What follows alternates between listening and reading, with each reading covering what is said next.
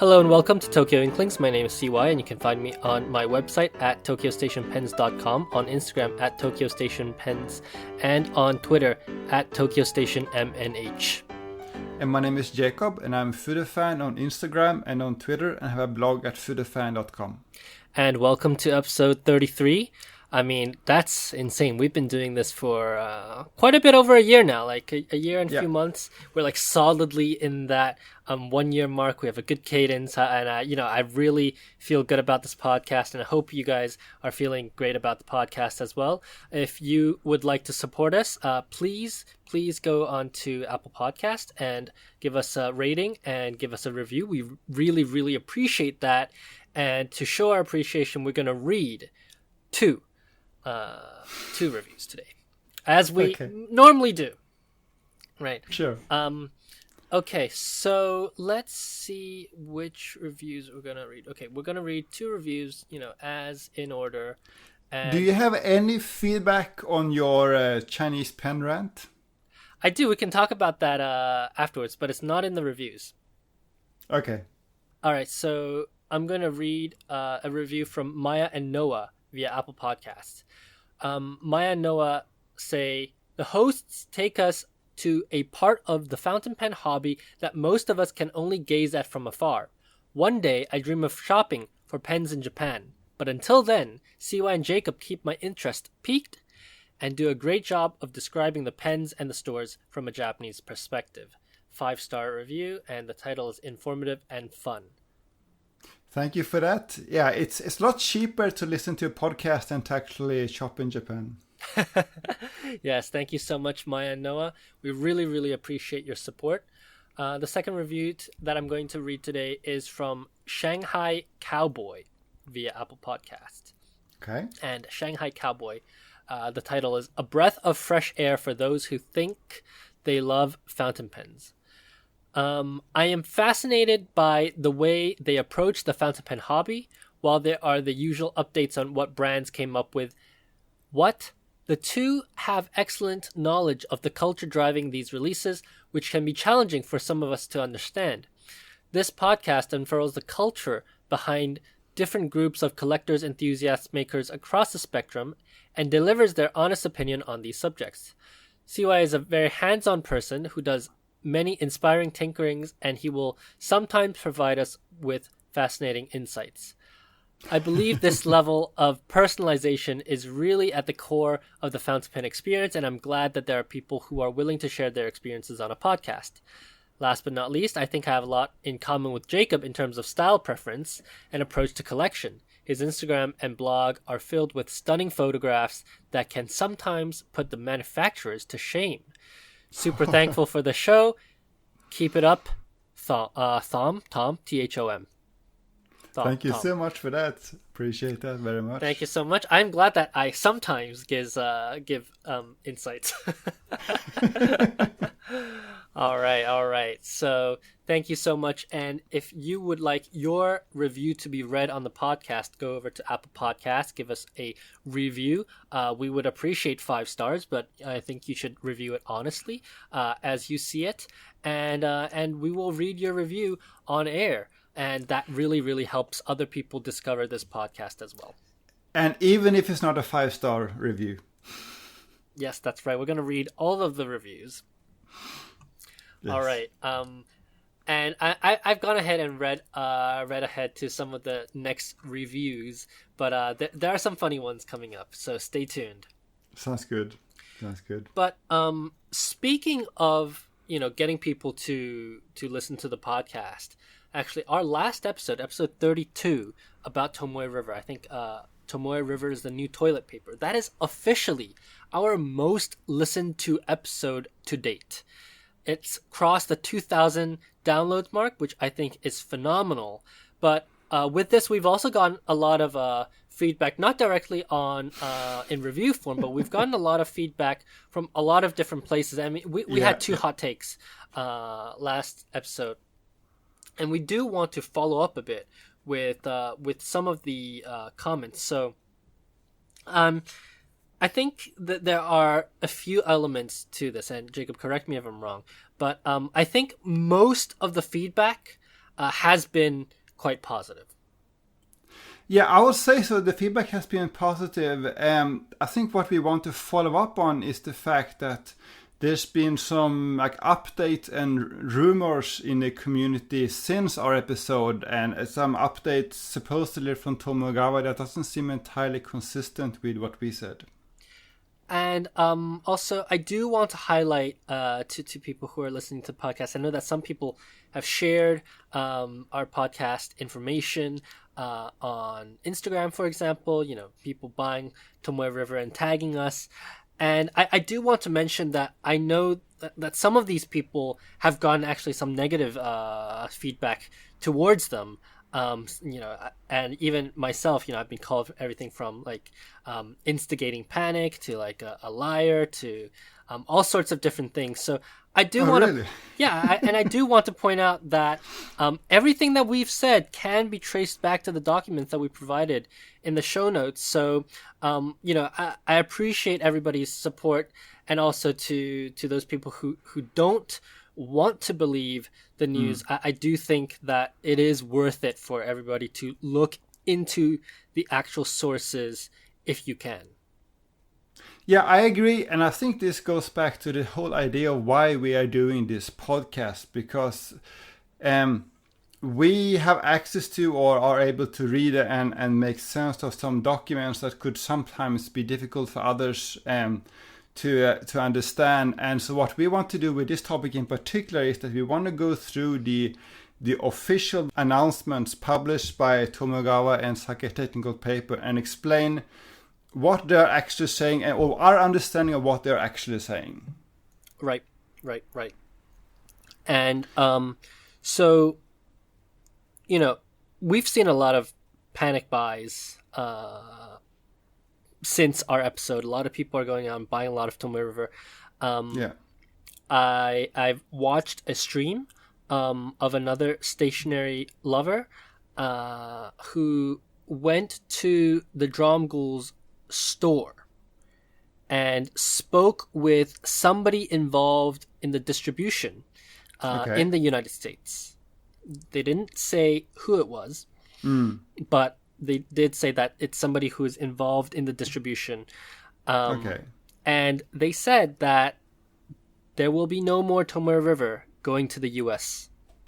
So, coupled with what we talked about last time, that they're shutting down machine number 9 in September, I do have some theories also about Hobonichi's plans. So, I think, and this is by no means what Tomoe River has said, but based on the actions and the kind of news that we're hearing, right? Yeah. I think it is very interesting that they picked September to shut down the machines, because normally in Japan in mid-August there is a long holiday called Obon. And Obon is where most of the factories shut down for at least 1 week, so 1 or 2 weeks. So you would think that if they're going to discontinue the machine, they would align that to the Obon holiday so that everything can be wrapped up before the holidays, and when they come back, they start afresh, they start new. Right, this is what a normal manufacturing factory would do.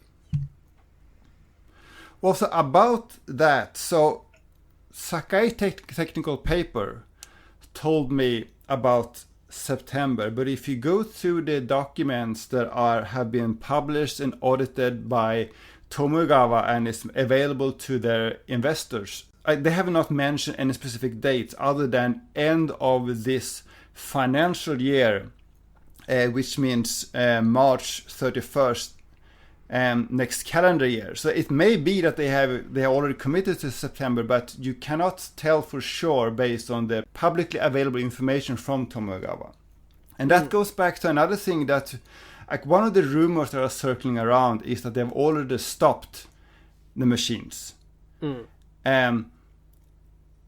But what we said last time in it was exactly this, that the official word from Tomogawa is that they are planning to shut down the number 9 machine by the end of this financial year. And that was in the report from May, and there has not been an update from Tomogawa on their official channel that changes that. So I have not seen anything that would suggest that the machines are already shut down. Yes, it says on dated May 14th that within this year they would shut down machine number 9. So yeah, and they say this Nendo, right, which is this right. financial year. So which means until next March. Exactly. But given that Sakai Technical did tell us September, I wanted to think about just to add to that, they said they have heard. They didn't say like this is the definite word. Right. But if we recall, Tomoe River markets itself as techogami, so it's a planner paper, right? That is the marketing of Tomoe River. It's very light, and you can make a large book for planners. Yeah. And planner season starts in September.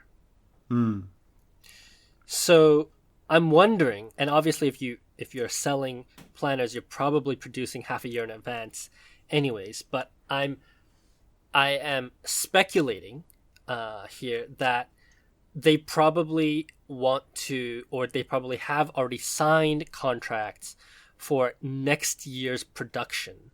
And so it is my belief that next year, which means year 2022, Hobonichi will still be on Tomoe River paper. That includes the June release as well. And then after that, they would have to find some new paper, or I don't know how much paper they've stockpiled.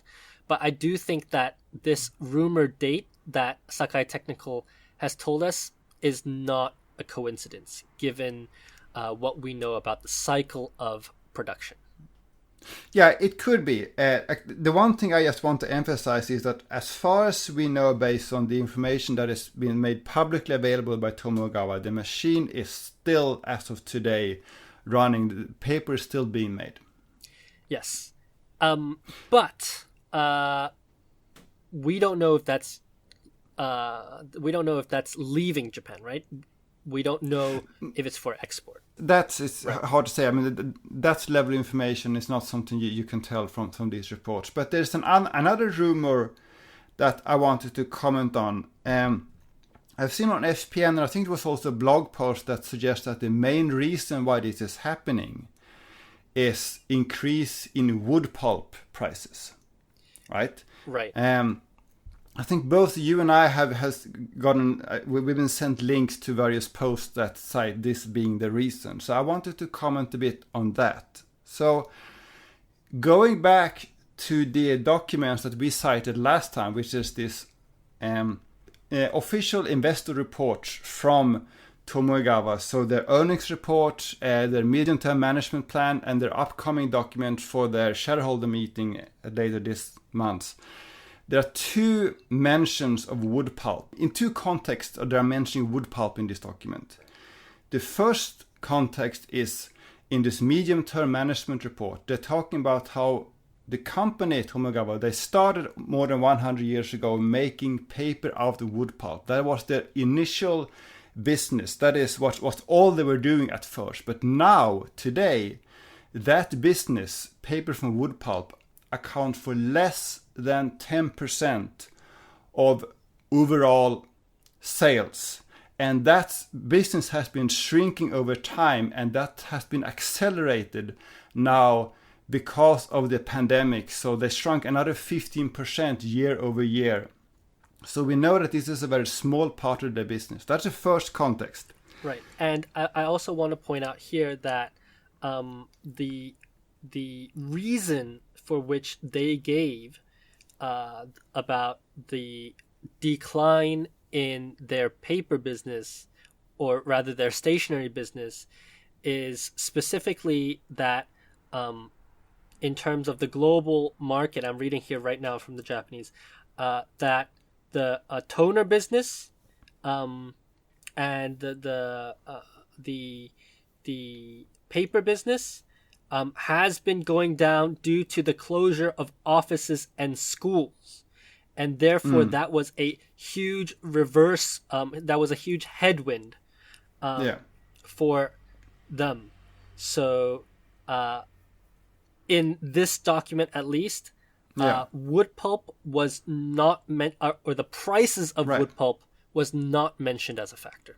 Exactly. Actually, Tomogawa has 4 different business segments. The biggest one is actually toners, a printer toner. And then they have what is called functional paper, and then they have like security cards, and then they have like optical film for electronics applications. And within functional paper, there are four separate like departments, and one of them is like normal, they call like yours, like Western paper. So it's a division within a division. It's a very small part of the company doing Tomoe River paper. And again, that's less than 10% of overall sales. So that's the first mention of wood pulp. The second mention of wood pulp is in the context of new initiatives and new product developments. Right. And this is actually something I mentioned a few months ago. So Tomogawa has been developing a new material, a new compound that has properties similar to petroleum-based resin, but it's made mostly from cellulose microfiber, which in turn is made mostly from wood pulp. So they have finally developed this material, and they think this is going to be one of the key new products that's going to bring them back to profitability. So that is the second mention of wood pulp. And by the way, Tomogawa, they make their own wood pulp. Right? You can see that on their website. They have their own wood pulp production. So other than that, there's no other, as far as I can see, no other mention of wood pulp. That doesn't mean that it's not a factor at all. But I have 2 sort of problems with this rumor. The first problem is, again, that they actually make their own wood pulp. Now, it's possible that the wood itself has become more expensive, but again, there's no mention of that I can see. The other problem I have is that we don't need to second guess and speculate why they may be shutting down the machines, because they have been clear about that. Again, going back to this medium-term management report, they are citing the 2 reasons. A, declining sales. B, aging machinery. So they already told us what the reason is. So that's where I'm a bit skeptical about this new rumor. Yeah, and I do want to point out that one of the blog posts that has written about this and specifically talked about this wood pulp rumor has also on the footnote said that they have made every effort only to repeat information from the actual manufacturers. And this wood pulp rumor is certainly, as far as I can tell from the Japanese documents, not word from the actual manufacturer. Right. So I think this is like someone tells someone who posts something on FPN. It may be that there's some truth to it, but I have a feeling that there's something lost in translation there. And even if it is true, I don't think it can possibly be a major factor, because that would go against the information that Tomogawa has published and made available to the investors. Released to the investors. Right. They are actually going to double down on their new wood pulp product, the cellulose microfiber. So exactly. So yeah, I just don't think that this has any credence. In terms of then, what should a consumer do about Tomoe River? My suggestion is, if you really like it, you should buy it when you can find it, because it might be true that they're gonna keep the machines running all the way till next March, but it's going, right? It's not staying, and so if you like that paper a lot, you should stock up, in my opinion. That may be true, but I would also say that I try some other paper, right? If I, there's a lot of really good paper out there. I talked about that last time as well. If you haven't already tried like Tsubame or Life or Graphilo or Cosmo Air Light or whatever it may be, try some paper. There's a lot of good stuff out there, and depending on what kind of paper properties you're interested in, you might find something that suits your handwriting or suits your preferences even better. That is true. That is true. And if you've been following my stories, not only did I buy out Kingdom Notes' stash of 68 GSM Tomoe River, I bought, I think, 10 notebooks. But I've also been going out and trying some different papers, like, Jacob, your favorite, Graphilo. It's really darn expensive, by the way. It Graphilo. is.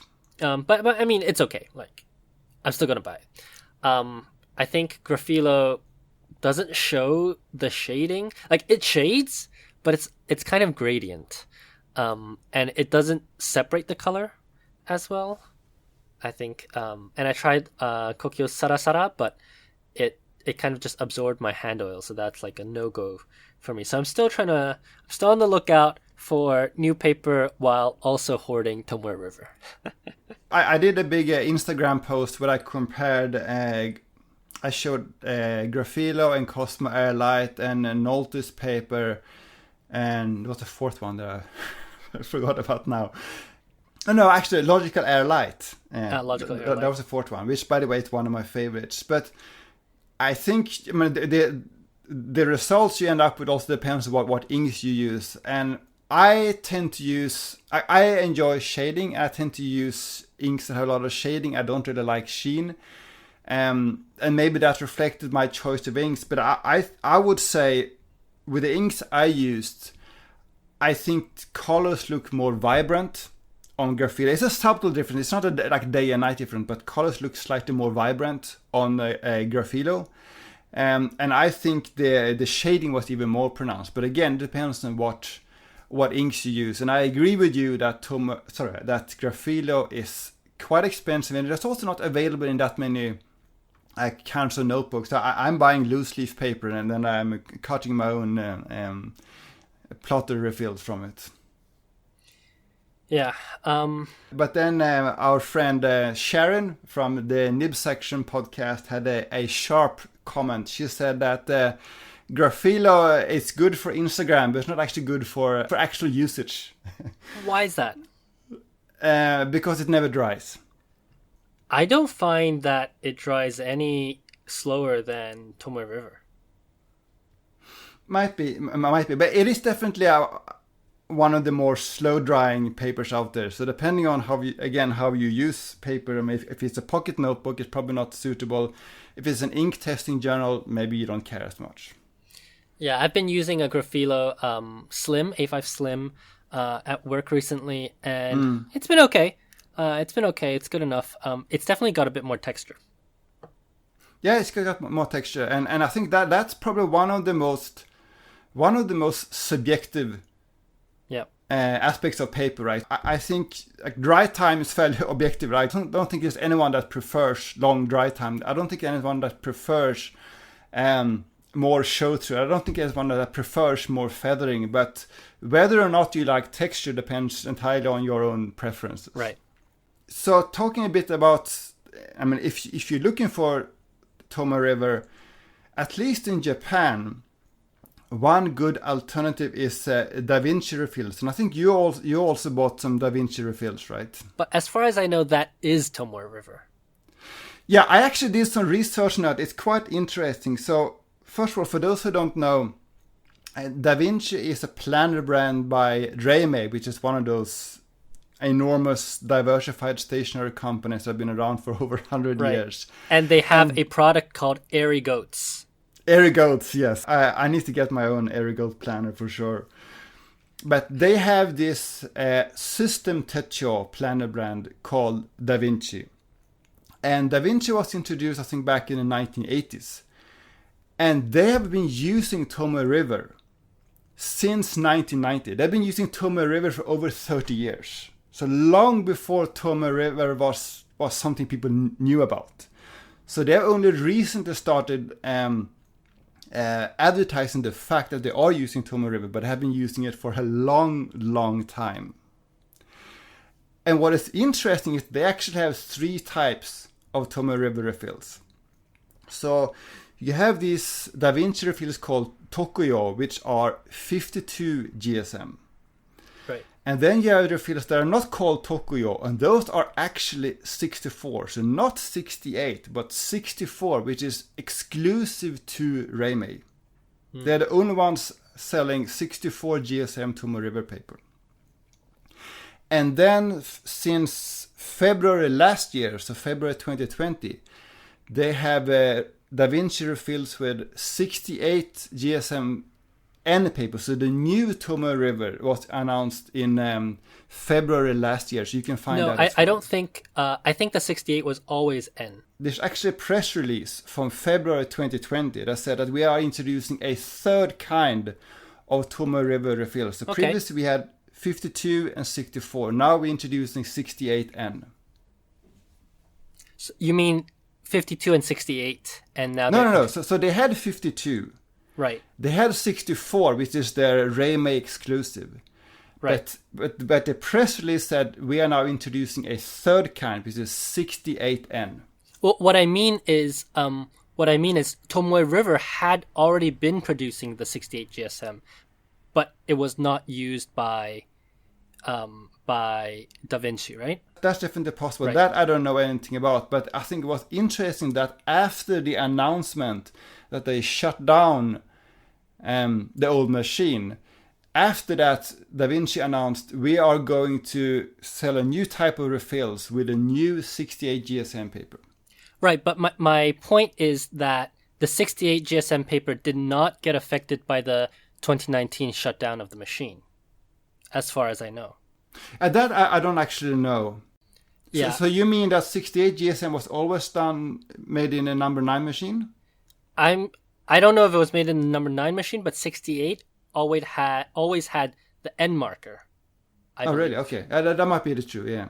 And then 52 had a N marker added afterwards. That's possible, yeah. But again, I have not done full research on this specific part, right. But I do believe that 68 did not.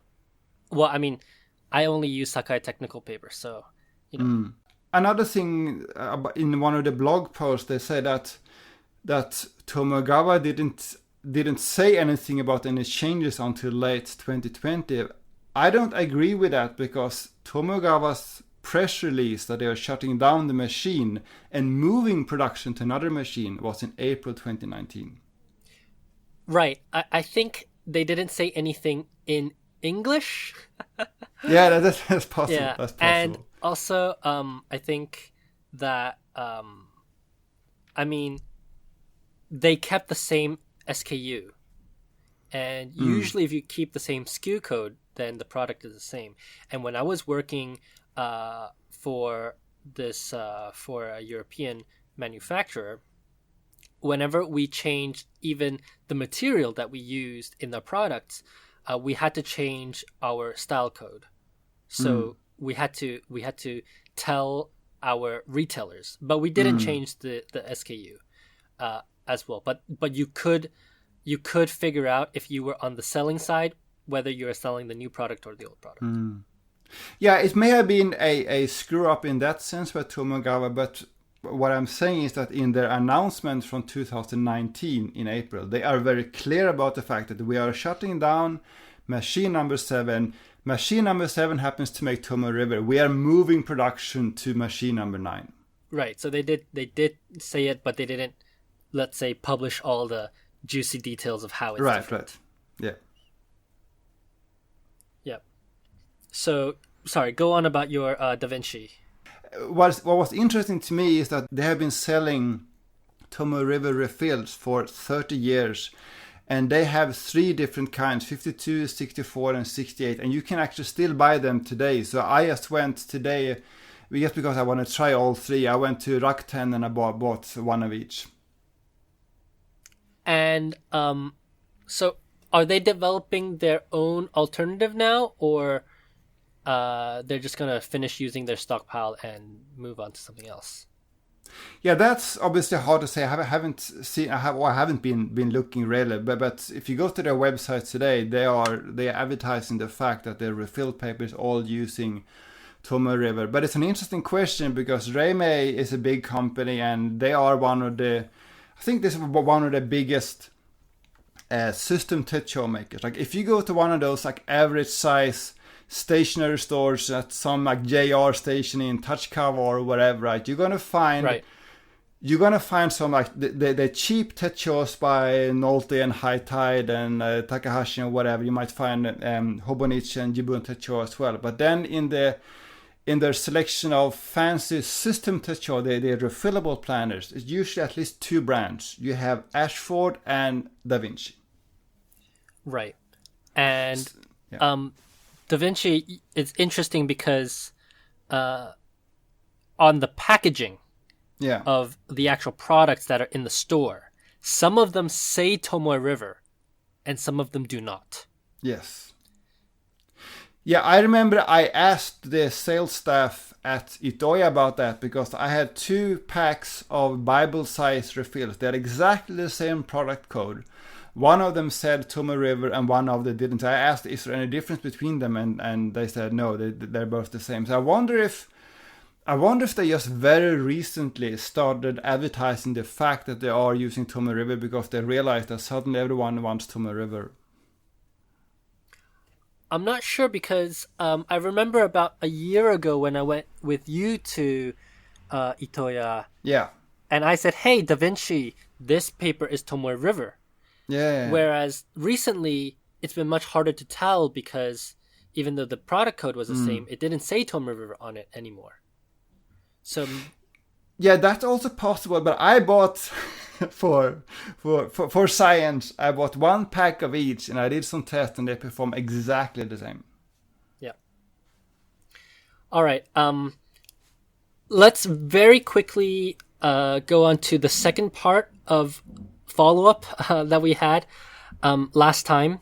A lot of comments actually to me about how we analyzed the copycat issue was actually surprisingly quite positive. A lot of people sent messages to me saying that they were really happy that somebody came out and said this because for a lot of people, they kind of felt like ashamed. They didn't feel like it was something that they could like talk about for secretly liking these pens. And I don't think that anybody should, feel ashamed about what they have or what they're able to afford. So I do think that there was a lot of positive feedback from that end, but there was also some negative feedback from particularly a single source, a single channel. And I think that what's really interesting is that when it comes, and again, this comes back to the double standard issue, right? I got questions like, or I got comments like, I think you mentioned only people who are trying out the size and upgrading later. And people who could never afford this genuine bought these Moonmen. Super interesting stuff. Would love to know more as it seems relevant. And I don't actually think that we need to say any more about this, right? Like we don't necessarily have to pull out the sales figures, because they said, can you post where you learned about Moonmen not hurting sales of smaller brands? I don't think that is something that we need to necessarily do on an opinion piece of the podcast. And I also got this comment saying, I do have a question about your statement calling the Sailor Rialo piston mechanism a copycat. Only you didn't say what parts were copycat. So when I linked my blog post, I got these I'm confused. In your article, you say many times that the Rialo is a direct copycat, but here you're saying that it's just your opinion. If the article is just an expression of your opinion, then why do you state it as fact? And another person writes, when I read the term copycat, I expect swappable parts. I'm not sure what it may mean to you. So, what's interesting, I find, is that you'll actually see that a lot of these Chinese pens that look like, let's say, Japanese pens or whatever. So, that's, for example, the Wing Sung that looks like the 823, those parts don't actually swap on. Right. I've tried it. And I very, very much doubt that the Moonman C3 will swap on to an actual Franklin Christoph. So my point here is that, again, it feels like we're very happy to make these bad faith arguments when it comes to Chinese manufacturers. Whereas for our beloved Japanese manufacturers, it's kind of, oh, well, if it's not exactly the same parts made on exactly the same machine, then it's not a copycat. So, I do want to point out that I think these bad faith arguments, these bad faith discussions, I'm just not going to engage with this.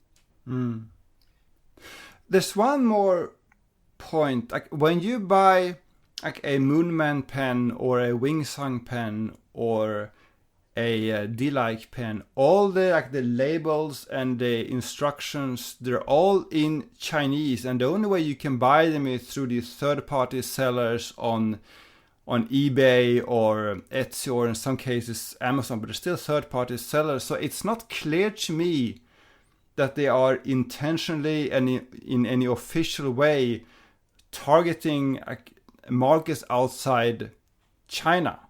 Except right? Pen BBS. Yeah, Pen BBS, it's a good point, and because that's an exception here, they have their own Etsy store, right? They actually even have their own eBay store, but for the others, as far as I know, I've only ever bought from these third-party sellers that themselves buy from Taobao or whatever, and then they sell to customers who don't have the easy access to Taobao. Right, and I'm not sure if people realize, but you can't really easily access the global markets from inside China. Like, you've lived in China before, right? Yeah, I spent 3 months in China, yeah. Right, like, you can't buy stuff from outside. You can't just say, oh, well, I'm going to order I don't know, whatever pen into China. Like, it's quite complicated to do that. So, I think there's a lot of like missing context that goes around, and it's not something that I think we need to necessarily hate on with the kind of vitriol that we see.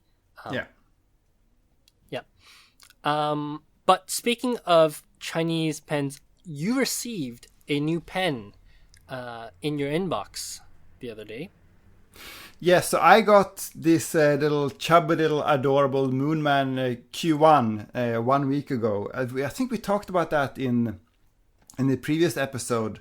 So this is a pen that clearly is inspired by Tombo's now discontinued 828 FP or like Zoom Egg fountain pen. It's not exactly the same. The cap band is different, for example. The nib is obviously different. But the overall shape is similar. So I got it last weekend, and there are a few things I discovered that wasn't clear to me before. One is that the nib size is actually number 6. I think we said that it looks like number 5, right? It was an optical illusion. Optical illusion, yes. It turns out it's actually a number 6 Moonman screw-in nib unit. So the very first thing I did was to remove the nib and stick an old Sailor Zoom nib on it, and it worked just fine. And as we said before, Moonman's feeds are very juicy, and the fact that it's an eyedropper just makes it even juicier. So this is a very fun pen to write with, and it's quite a bit of clearance in the cap, so you can probably put a Jova nib on it as well if that's your thing. And I have to say here that because the housing is actually a cartridge converter housing, so I think a converter can actually fit onto the pen, but the body is too small. So I'm wondering if one of those small Kaweco converters can fit on it. Ironically, right? But you also have the international standard short cartridges, right? They might fit. Right, but that's not a converter. Sorry, cartridge. Yeah. This pen is begging to be eyedropper, right? You can't put a cartridge through converter on this. It's offensive. I don't know if you can get this section through the opening of a bottle. Yeah, I'm not sure. Yeah, that's true. Yeah, there are only certain bottles that are large enough. Yeah, large enough for this. Yeah, but anyway, it's a very adorable little pen. But the other thing I discovered, to my delight, is the fact that it actually posts quite well. I actually just now saw a video review by one of the YouTubers that often reviews Chinese pens, Chris Rapp, and he said that the cap fell off when he wrote with it, but that has not been my experience. I think it posts fairly securely, and that makes it a lot more usable to me. Yeah. The third thing I discovered, which I don't quite like as much, is the fact that there is definitely a bit of a step down, and whether or not that bothers you depends on how you hold the pen. The way I hold it, I definitely notice the step down. It's not a deal breaker, but I wish it wasn't there. I think given the shape of the pen, though, that's a difficult ask. Yeah. I will agree with you that there is a step down, but it's not terrible. Like, there are some pens which, and I'm thinking particularly of those pens that are flush from the outside when you have it capped. Yeah. So a lot of US makers, and also even Franklin Christoph. Also, I'm thinking Platinum. Platinum has a very noticeable step down. Like, if you're not bothered by that, you're not going to be bothered by this, because this has even a smaller step down than those other pens. That's true. By the way, I saw either today or was yesterday a blog post by our favorite Japanese blogger Mori-san. So he talked about this pen. First of all, he never mentioned it by name. He claims that this is a clone of not the Tombow but Platinum's Glamour pen. So throughout the blog post, he calls it Grama Modoki. Which is so interesting, because it wasn't just the Tombow and Platinum doing this style of pen. There were a lot of these kind of pens back then. Yeah, there were a few, yes. I think most of them were, Inkidome, but yeah. But the reason why I'm mentioning his article, so his blog post, is that he also mentioned at the end that he's been planning for a while to make a short, chubby pen. And the fact that Moonman now came out with this one has inspired him to think about this again. So he wants to make a small, chubby pen made from marbled ebonite. For some reason he wants to put a number 5 nib on it. I'm not sure why. Maybe it has to do with gold prices, I'm not sure. But so we might see a Wagner pen in a similar shape down the line. And maybe he's going to collaborate with Moonman. Oh, that would be hilarious. Yeah, I think it's more likely that this would be another Fine Writing International collaboration, but can't know for sure. Well, let's see. And you also got 2 of the extra smooth nibs. Yeah, so when we did our episode with Leo about Pilot a while back, I think you mentioned the fact that Pilot at one point sold these oblique nibs called ES or extra smooth. And since then, I managed to find not one, but two of these.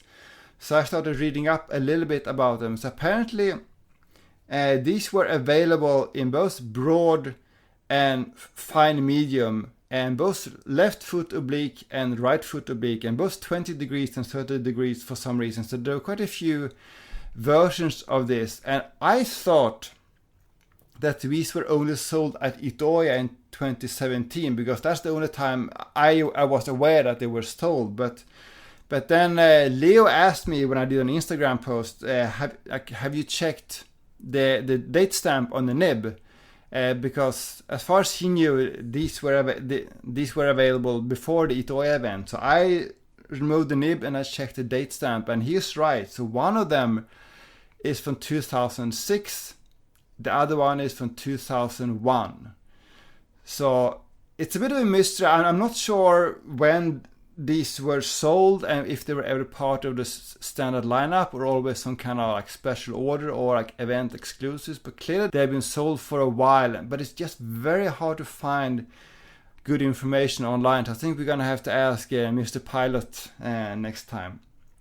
Yeah, I also think it's interesting that they came out like ESB, because they've sold pens marked OB before. So they've sold pens marked oblique in the past. Yeah, you're right. Like the custom 67, for example. But what is interesting about these pens, I think, is like when I think about an oblique, I think like a slanted stub almost, right? So there's like a slanted line, but otherwise it's fairly sharp. That's my idea of an oblique. But if you look at these ones, they are curved at the corners. So that's probably what ES Extra Smooth is coming from, right? These are very round at the edges, and obviously you don't get a lot of line variation from these nibs, but they are very smooth to write with. Yeah, so that's a question for Mr. Pilot the next time we see the old man, whenever that might be. Yeah, the problem is that, yes, that's by then I won't have these pens, because you know how it is. I get excited about the pen, I buy them, and I get bored and I sell them. So yeah, both are already sold. You can just show him a picture. I'm sure he knows. I can do that. Yeah. I myself have gotten a few pens. Some that came in previously, some that came in afterwards. But I've been buying from Nagasawa, and one of my good friends is kind of into micarta pens. And you got the G10 from Mr. Cypress, right? They also do micarta.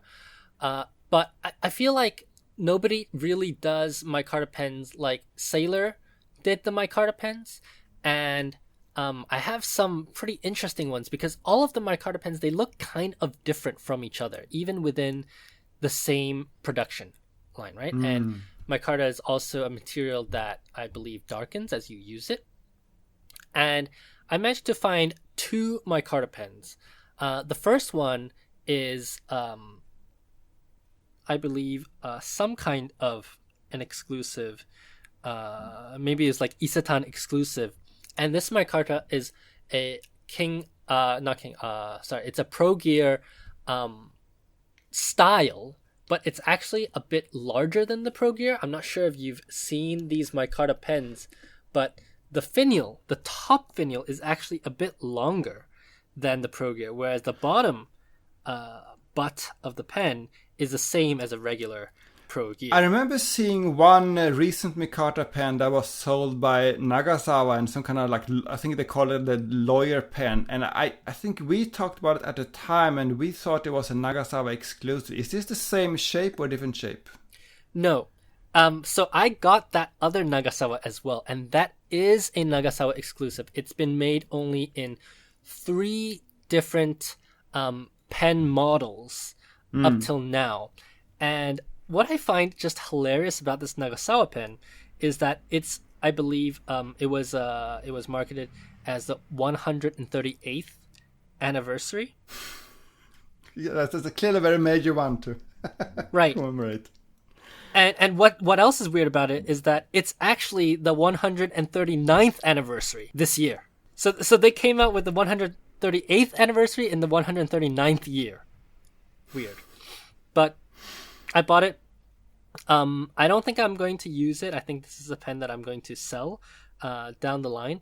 But I have to say, it's quite nice. It's divided into 3 very distinct parts. It's got, of course, the micarta, and then it's got the section which is metal, and that's where the 4 lawyer comes from. And Right. I believe that actually Nagasawa might have been the ones to develop with Sailor these metal sections, because I think one of the first pens that had this metal section was the 1911 4 lawyer. And So, do you know, by the way, why it's called lawyer? yes. So, the idea is that lawyers have to do a lot of writing. But, and you know, that makes sense. 20 years ago, a lot of these pens were marketed to lawyers and, you know, Right. doctors or whatever, politicians. But what you find is that the pen itself, because the plastic is quite light, the balance of the pen did not lean itself to a long writing experience. Ah, I see. So they developed this metal section, and they say that it changes the balance of the pen when you're holding it to be closer to the paper so that you can keep writing for a longer and more continuous time. Yeah, I've seen that. Like when they talk about this pen, they say that it's like low center of gravity, right? That's the main feature. That's exactly what it is. And we know that, and, you know, really hats off to Nagasawa. They've even gotten a 1911 4 lawyer Realo as well. So this 4 lawyer pen is actually quite historical, I guess. It's definitely a pen that has been around for a while. And what's interesting, and I was talking about the colors, the Nagasawa pen is made from black micarta, and then the end is black resin. And I have to say, it looks pretty handsome. It's quite expensive though. Yeah, it's more than $1,000. Yeah. So, but you know what? For micarta pens from Sailor, that's about how much they go for on the secondary market, even the normal ones. Really? Is that it? Yeah. Well, I remember one of our friends got one very cheap from Wagner. Yeah. I mean, you can find deals for sure, but Yeah. the MSRP. I mean, I got one from Maruzen. MSRP was $700. Right. Yeah. So, let's see. What I heard is that their micarta stock is running low, but, you know, who knows. I also got the Nagasawa Rosa Mini, and even though I'm not the biggest fan of the new mini shape, what I noticed with the Rosa Mini is that because the butt of the pen is transparent, the converter actually shows at the end, and that's really cute. They have done that before. I think like the Asian Way was the same way, right? Yeah, and so was the Graphite Lighthouse, but I think because they're longer, you can't really Right. see too much of the converter. But I haven't seen this pen. So is this a slim mini or fat mini? This is a slim mini, unfortunately. Yeah, if they did a fat mini, that would have been awesome. And last thing I got was Izumi's Melon Soda, which is kind of confusing because there was a Sailor Melon Soda that was released by Ikebukuro Seibu, which is, you know, oddly very, very specific. Right. And it was the same name, but that one was a Pro Gear Slim with the words Melon Soda Ikebukuro Seibu imprinted into the body. And I remember seeing that one, and I just wish that they hadn't printed Melon Soda on it. Exactly, because the font was so ugly. But this new one, it's pretty nice. It's pretty nice. He just sent it this morning, so I should be able to receive it. I think tomorrow. But it's looks really nice on the photos. So this Izumi guy is still a bit of a mystery to me. Is he based in Japan or in China, or is he selling to both markets? So he lives in Japan, and okay. I think I might have seen him at Ancora, because I noticed this one guy who was at Ancora, and kind of my Chinese person radar kind of just went bing. I was like, I feel my brethren, and the force is strong in him. But he was looking at me, and I was looking at him. I was and then the next day, Ancora items started showing up on his Instagram feed. Right. So I think I might have seen him before. I don't know if he recognizes me though. But no, he lives in Japan, and he runs the Izumi Taobao store. So I think his main market, like he's actually a retailer in China, but he lives in Japan. This, by the way, is a little bit confusing because I'm not sure if you've seen. There's another new store called Izumi, which I think is based in Europe somewhere. Have you seen that? I have seen that, and no, it's confusing. It's really confusing. Yeah. So. But yeah, this Izumi guy, he seems to be able to find the most exotic pens. I don't think he does a very good job like advertising them, because he's posting them on his feed, but there's very little information about what he's selling and how to go about buying them. Well, he says on his description, if you're interested in some pens, you can contact me, but some may be sold. It's not exactly clear that all of them are for sale. Right. But if you go to an individual post, there's usually very little information there. You have to go to his profile, right? No, but I've noticed that he's been adding a lot more English information. Okay, maybe it's getting better now, but I remember at first that it was just like a picture. Hard to figure out what's going on, yeah. Right. It's like, so I read this, it just says like Churchill pen or like Pelican M1000 Makie pen. Yeah. Exactly. Yeah. But, he's pretty nice. I usually talk to him in Chinese. But I wish that this melon soda would come out in Realo so I can actually buy it. For me. You mean for yourself? Yeah, for myself. All right, so we've got a lot of other topics, and we've got not a lot of time, so let's blast through these. Fontoplumo has come out with a new website called I Need a Pen, and it was advertised on Fontoplumo's website. Fontoplumo's Instagram, saying, "I need a pen. Today's a launch of I Need a Pen, an online resource focused on pens and related items which are either sold out or not available in our part of the world."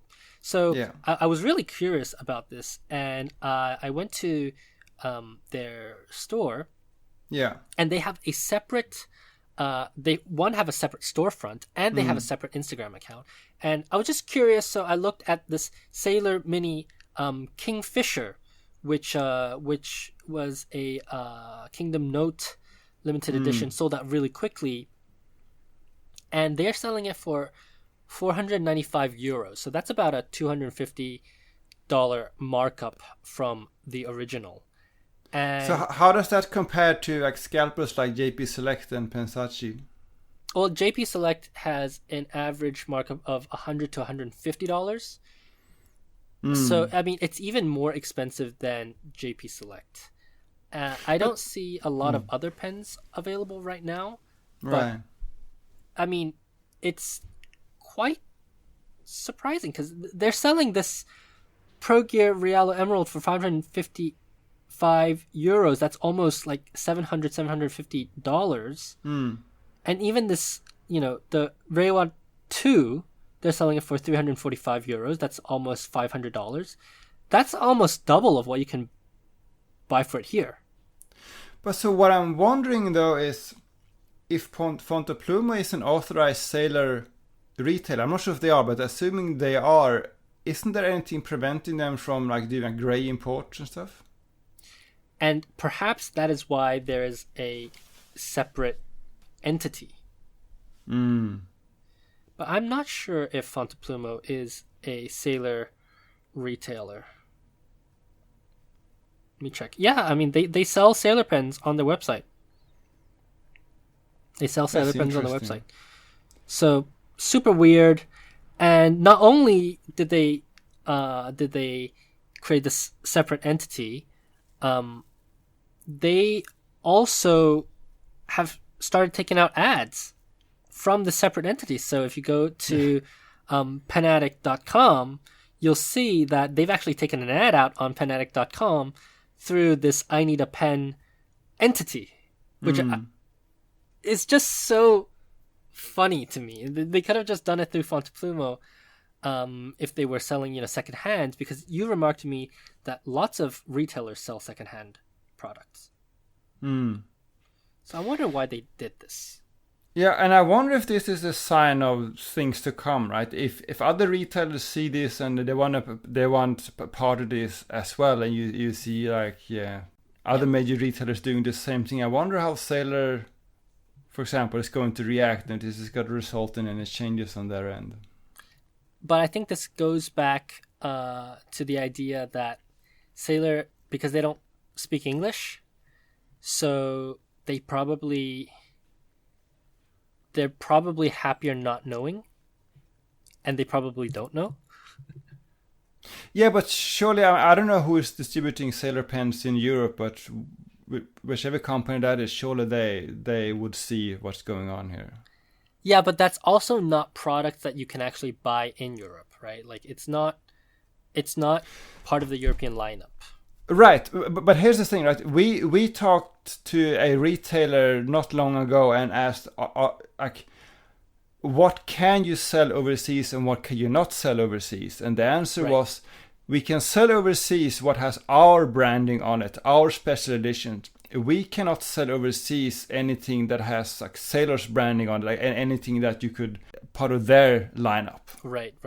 And if you look at what Fonteplumo is selling, I think that includes that like Reva Mini 2, for example, which I would consider like not a retailer exclusive. Yeah, that's a region exclusive. Yeah, so we'll see what happens there. But Sailor themselves have come out with 2 new KOPs. The first one is the KOP in Ebonite. I think this was discontinued for a while, but they're saying that now it's going to be reintroduced, KOP Ebonite Naginata, which I think is interesting because that means now you can buy KOP Naginatas that's from their standard lineup. So I don't have the photo in front of me, but I remember that the Kaiha Ebonite pen had a slightly different shape. There was a little bit of flat at the top, if I remember correctly, different from the standard Sailor Ebonite pen, right? They are flat tops, yes. What about this one? Is this the regular black It's Ebonite shape or something new? Yeah, it's a regular black Ebonite. With the Naginata Togi nib, okay, yeah. That's right. So this is slightly cheaper than the Kaiha, and the red Kaiha followed up with, I forgot the name of it. The Koen. Koen and Kaiha were about $2,000. Yeah. And this one's about $1,600. Yeah. Which is still insane to me. Yeah, it's a lot more. Yeah, it's a lot more expensive than was before. Yeah, I don't actually know what a regular black Ebonite, like what a standard nib is today, but I remember seeing them on Rakuten just like 2 or 3 years ago for like 50,000 yen. So yeah, it's about times have changed. Times have changed. But they've also come out with this Wabi Sabi King of Pen. Yes. And I was notified by a listener about this Wabi Sabi King of Pen. First of all, what do you think of the appearance of the pen? So when I think of Wabi Sabi, I think of something like an old Nambuteki teapot that has been used for many years, but still has some like beauty to it. These look a bit too dramatic. It looks like some prop from a science fiction movie, some alien artifact that has been recovered from a mission. Yeah, and I think it's actually kind of ugly. It looks like there's like slime kind of just running down exactly the pen. And the point of wabi-sabi is that it's been used, it's been broken, and then it's been repaired, or it's somehow imperfect in some way. Yeah. And you appreciate that for its imperfection because Exactly. you also appreciate the history of that. Exactly. So I don't believe, and this is my personal belief, right? I don't think that you can actually make something wabi-sabi. I mean, you can intentionally break the pen and then, fix it back together. That would be wabi-sabi.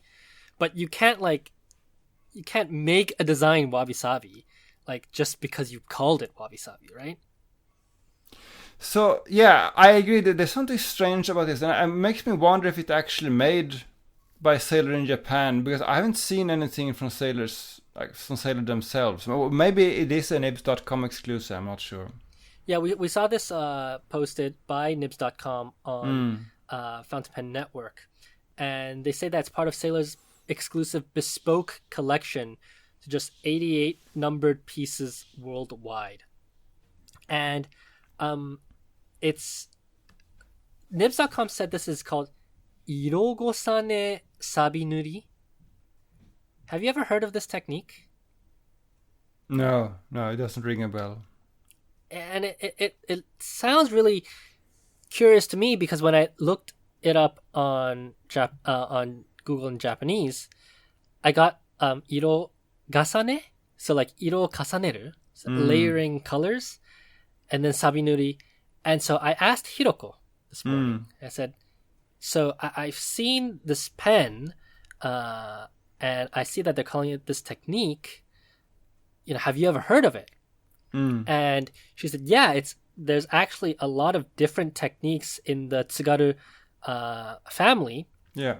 Of urushi, and this is very well one of them.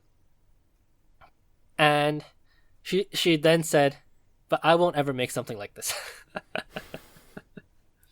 Which doesn't mean she won't do it, though. I mean, she has said that a few times and then changed her mind, but who knows? Yeah. So I'm reading the comments. The first comment is, "Dear God, it looks like a burn victim." I saw that. And these go for $2,500. For me, this only comes in the regular B and M nib. I think for this price, that's more expensive than the Kaiha with a Naginata Togi by 25%. And I think that's just too much. I wish I could see it in person. Maybe it looks better in person, but yeah, I'm not a fan. Yeah, it's crazy. And did they need to do this? Yeah, they have done so many. Maybe it was a few months ago now, but for a while they suddenly came out with one limited edition KOP after another. Yeah, it's not necessary to do this. No, it's just injects inventory onto their retailers. But it also makes you wonder if this is something maybe the retailer specifically asked for, some kind of collaboration. Perhaps. We'll see how well it sells. All right. And, just to close off, we usually talk about this stuff in the beginning, but the state of emergency, did we mention that it got extended yet again to I the think 20th? so, yeah. So right now it's supposed to end at the 20th this month. Yeah, which means that the Shitatameru exhibition, which was supposed to feature the smaller makers like Eboya, Stellar Art, and also Nagahara, that's been postponed. Yeah, I would say it's at least possible that they will extend the state of emergency again, because even though the infection numbers are going down, they're not going down very fast. And I mean, I was out for lunch today, and it's insane how many people are on the streets. It's absolutely insane. But the good news is that in my city here, in Sumida, I've actually gotten a date for when I can get vaccinations. Oh, really? Yeah, so I can make my reservation in late July. That's very interesting because we haven't heard anything here. Yeah, you live in the boonies though. That's true. That's one of the disadvantages. Yeah, you 2022. Possibly, yeah. Yeah, but you know, at least some vaccinations are moving on, and yeah, we'll see what happens. Hopefully, I can get vaccinated soon. But I saw just today on NHK that there's been a total number of 15 million vaccine shots in Japan so far, and so not 50 million people, but 50 million vaccine shots. So it's still a long way to go. Yep, long way to go. But you know, they found somehow some vaccines to send to Taiwan, 140 million shots to Taiwan, which I think is hilarious because that's the AstraZeneca that they didn't want to approve for use in Japan. Well, actually, they did approve AstraZeneca, but because of the blood clots, they didn't want to use it, right? Yeah, it's approved, but it's not part of the vaccine program right now. It's only Moderna and Pfizer. Yeah. So you know we're gonna get another 1-star review now. Yeah. Yeah, I'll be getting the Pfizer one. It's already been decided by the city. Yep. So let's see. Hopefully, I'll get vaccinated very, very soon. I hope I don't have to wait until like August or something. But once I'm fully vaccinated, I am leaving this country to go renew my passport. Oh, I see. Yeah. Anyways, I think that's all for today. It's been a long episode. Thank you everybody for bearing with us. We really, really appreciate everybody for listening. And you can find me on my website at tokyostationpens.com, on Instagram at tokyostationpens, and on Twitter at tokyostationmnh. And my name is Jacob, and I'm Foodafan on Instagram and on Twitter, and have a blog at foodafan.com. Bye-bye. Bye-bye.